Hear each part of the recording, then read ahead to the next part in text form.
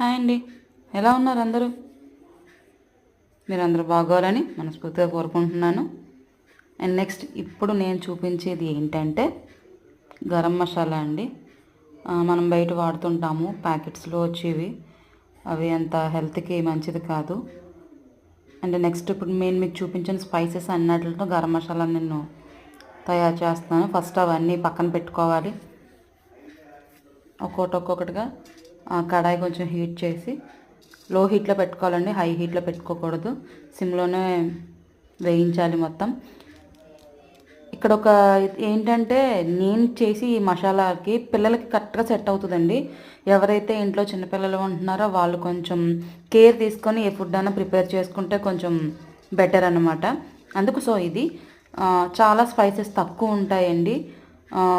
Like ధనియా plus జీరా రెండు కూడా కొంచెం ఎక్కువ క్వాంటిటీలో తీసుకుంటాను నేను.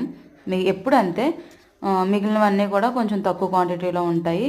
ధనియాలు అంటే చలవ చేస్తుంది అంటారు కదా, నార్మల్గా మసాలా అంటే ఓవర్ హీట్, కడుపులో మంట, గ్యాస్ట్రిక్ అలాంటివి ప్రాబ్లమ్స్ రాకుండా సో ఈ రకంగా మనం వేయించుకొని లైట్గా పొడి చేసుకొని 8 కంటైనర్లో పెట్టుకొని స్టోర్ చేసుకుంటే కొన్ని రోజులు నిల్వ ఉంటుందండి. Please like and share, subscribe.